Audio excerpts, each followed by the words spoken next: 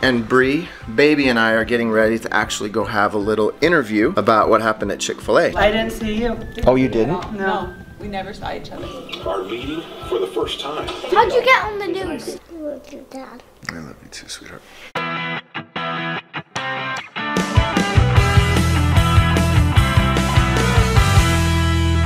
Good morning! Way to chime in Today now. we're going to dance. Yep, you girls have dance today, huh? So you're just warming up with some Greatest Showman.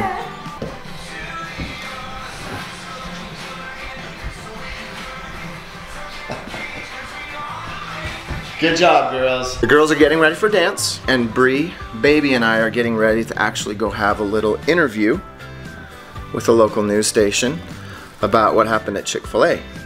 They had reached out to us wanting to share our story. And I'm ready. What about you? It's taking you so long to get ready. We got every person in this house You ready. didn't get me ready. I'm in this house. And you got Jensen dressed. That's I did get Jensen dressed, and I took Brielle to voice lessons. You did. So, and I fed Samson, yeah. and I mowed the lawn. I paid our bills, did our taxes. Oh, please. Anyway, truth is, Brie does all the work around here.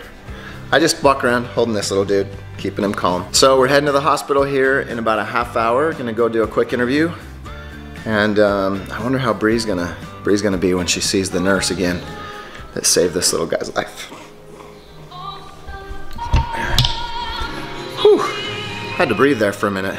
I wonder how I'm gonna feel when I see and meet the nurse that saved this little guy's life. I think that in combination with this song, I think that got me. Tugged at my heartstrings. Just like you little turkeys do every day. Okay, the little girls are going to dance. Okay, have fun. Point your toes. Do really good turns.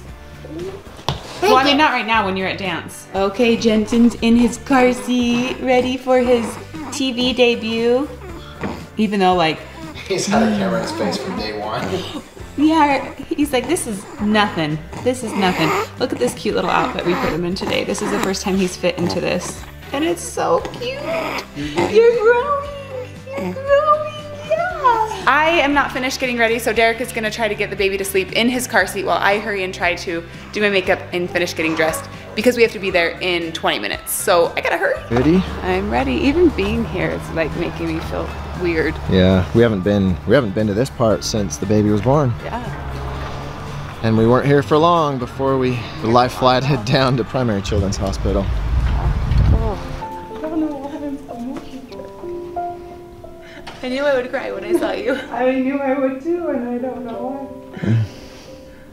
But saving your baby has changed my life. Well, it has changed ours too. I can imagine. Oh, we're happy to see you under much better circumstances, right? I didn't even see you that day. I didn't see you. Oh, you didn't? No, we never saw each other. We never saw each other. I heard you living your worst nightmare. Well, I think everyone in the whole world Yeah. heard me.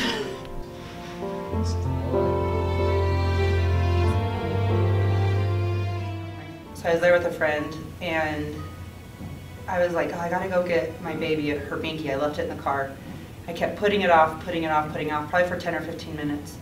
And I was finally like, okay, hold your thoughts. I'm just gonna run and get this binky real quick, and I'll be right back.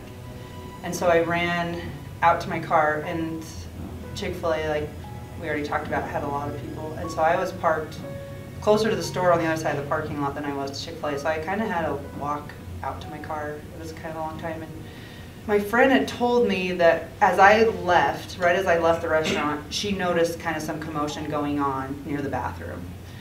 And so I just walked out to my car, got the binky, and as I was walking back, I mean, I was as far away from the restaurant, but still in their parking lot. I'd barely come on into their parking lot at this point.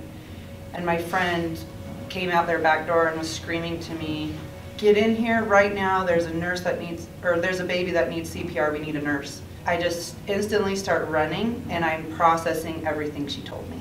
There's a baby that needs CPR, and what I'm gonna do, I'm already making a plan and kind of preparing for myself for what I'm gonna walk into. I ran in, I threw what was in my hand, we couldn't find it after I threw it somewhere, and on the floor there's a baby that's blue head to toe, and there's a woman there performing CPR, and I just knelt down and everything that I had already prepared in my mind. I assessed the situation before I got there. As soon as I walked in the door, I was assessing that situation.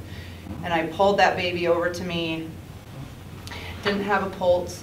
I want to say we performed 3 breaths, and then he, Jensen started screaming and telling me about his experience, and I told him, keep telling me about this. And I just kept talking to him and just seeing his eyes open, and I just told him, I'm like, that was scary. I want you to tell me about it. Keep telling me about it. And I said, cry as loud as you can. And I just was telling him to hang in there, to keep fighting. And he did. And he's doing really well. And, and as I keep up on their story after, and it's just like Jensen is a fighter. And he told me about it that day. And I was proud of him. Okay, we're done with the interview. Yeah, that went better than I thought, and it was so good to see Nicole and hear her side. I mean, I had never spoken to her about it, so hearing her side of the story was really special to me. I mean, it's just a reminder that this little guy's supposed to be here, and we've had lots of little miracles along this way, even though it seems like it's been really scary. It's been scary and it's been hard, but there's a plan for him. For sure.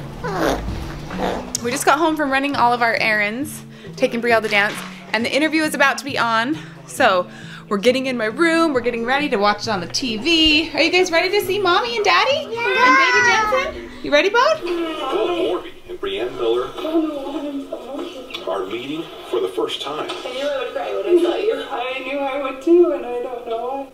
But they already feel close because of the one thing that brought them together. A dramatic afternoon at the Chick-fil-A in Logan, each eating lunch at opposite ends of the restaurant when 4-month-old Jensen Miller stopped breathing. Once me and my friend had both tried to deliver the breaths and nothing happened, I knew it was a lot more serious. He started to turn blue. And he was just getting darker by the second. Jensen was born with a birth defect, and this is a comforting sound because you can easily tell he's getting oxygen. His trachea actually collapses. Yeah. And then he just can't breathe. He tries. This episode was worse than most. Morby says her friend was screaming at her. I just instantly start running, and I'm processing everything she told me. Miller was frantic as another woman tried to comfort her. I honestly thought he was dying. I thought I was going to lose him. And as Morby got to Jensen, and on the floor there's a baby that's blue, head to toe. she applied her training, and he started to breathe. And I just told him, you're so strong. I'm like, keep fighting.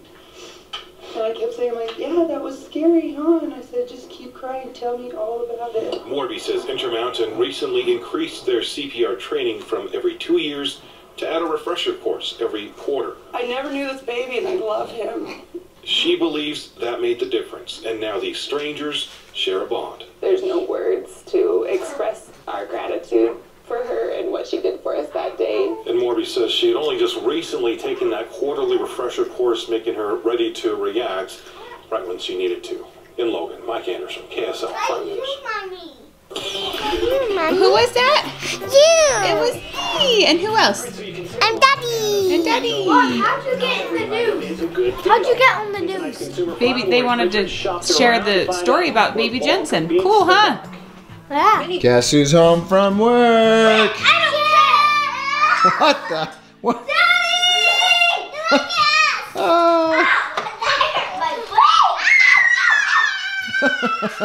This is what it looks like when you can't go outside because it's 13 degrees and dark. It's just freezing cold, and so you just don't go outside this time of night. So we just play in here. On the Wii. Actually, you know what?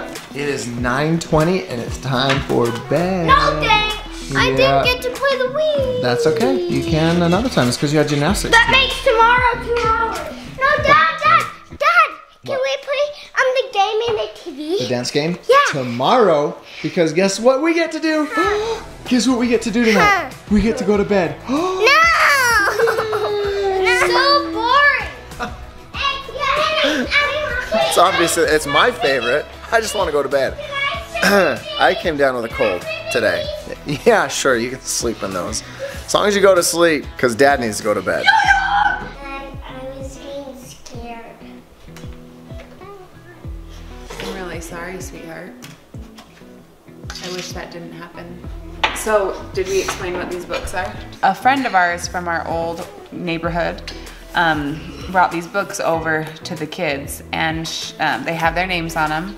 And then she brought over kind of like a little picture thing with emojis, and it was like a happy face and a sad face, but it was like a scared face and a mad face. She talked to the girls about, the kids all about how they could use these journals to write about how they feel about what's going on with the baby. And Ember actually was just expressing some emotions to me. She picked up the book, brought it to you. Brought it to me. Started talking about them. Yeah, she did. And what were you telling me? How did you feel?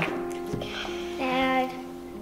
She said she felt bad. She felt thumbs down. What did you feel bad about? I missed Mom and Dad and the baby and Mom and Dad because I was feeling bad and I missed you guys. You know what? And I was feeling bad.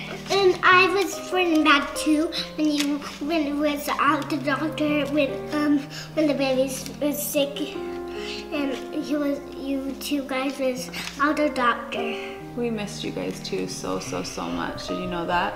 Yeah. When Mom and Dad have to go away, and it's really hard for us. Because you know who we think is so special? Mm-hmm. Yeah. Cosy and Emmy, do you think we think you guys are so special? Yeah. Yeah. And I can give you a hug when you go to the doctor. You can give us a hug when we go to the doctor? Yeah, with the baby. Yeah. I forgot to give you guys a hug when you come back. Well, you can give me a hug now. Lots of hugs. Lots of Should time we for have hugs. a big hug right now? Come here, girls. Group Let's hug. have a big hug. Two girls. Oh, my best girls. I love you guys. I love you too, Mom. I'm sorry that you felt sad and scared when we went to the doctor's office. I know, but I was not scared. You weren't? Were you scared? That's okay to be scared, honey. You know that? And you can always tell Mom and Dad how you feel, okay? It's important to talk about your feelings. Guess what? Can I tell you something else? When Mom and Dad went to the hospital, we were scared too. Did you know that? I love you, Dad. I love you too, sweetheart. Tell me how you feel, okay? That's Mom's phone. Hey, go, Mom. So I had walked in the room and the three of them were sitting here just talking about when we were in the hospital, and she was sad because we weren't coming home. We were gone for a long time, and obviously I had to grab the camera because that's one of those moments that I definitely wanted to capture. This one in particular does need help expressing her feelings, and she always has. So Jennifer and Dave, thank you guys so much. And thanks for the kiss. For the gifts. These impacted us last night and today more than you know. So thank you. We appreciate it. Guess what time it is though? Time Should for we bed. discuss our feelings about going to sleep? Oh, I've got some strong feelings about bedtime. As do I. It's time. Oh, did you give me a kiss? Give me another kiss. Give me a kiss. Mwah. Oh, you're such a good kisser and hugger. And you can only kiss your dad for the rest of your life, okay? We are the luckiest parents in the entire world. Yet. No, I have not. No, I've been at work all night. Yeah, let's show it to you. I just finished watching the interview. It was good. Yeah, it was different than I thought. It was funny because like we recorded like an hour and 20 minutes of footage and they put it into like 2 minutes.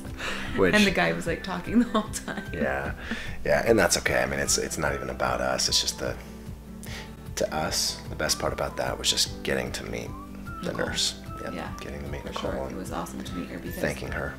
We had never talked with her before. I had the day that everything happened, there was like two women that helped with the CPR, and I was able after it happened, one of the girls I was able to talk with like right after as I was leaving, but I didn't ever speak with Nicole, and so it was good to get to talk to her and give her a hug and see her in person. So kind of in a way like it was kind of a closure. Yeah, it really was. It was definitely like healing. healing, and just to talk with her about her experience and her viewpoint of everything that happened. And you know, at the end of the day, like I was saying, you know, they condensed a lot of that meeting into the 2 minutes. And so of course I feel like maybe some important things were left out, or that's maybe not how I would have shared it. But at the end of the day, like, that's not what that video was about. It wasn't about like sharing what happened to us, you know. We've been sharing what happened with us, you know, our side of the story, like with you guys all along. But it was really great to be able to, it's great to share the importance of CPR training. And one thing we talked about, like with this girl and the other girl that did the CPR, that neither of them hesitated to do what they knew to do.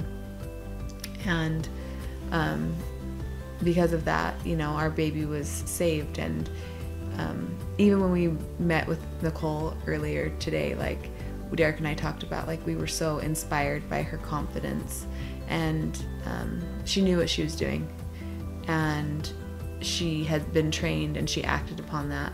But that doesn't mean that if you don't have her type of training that you shouldn't step in.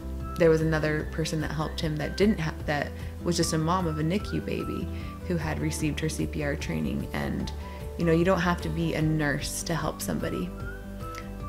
Of course, if you are a nurse, you should definitely help somebody, but that knowledge is power, and you can save somebody's life. And even more important, the application of that knowledge is power. Yeah, yep.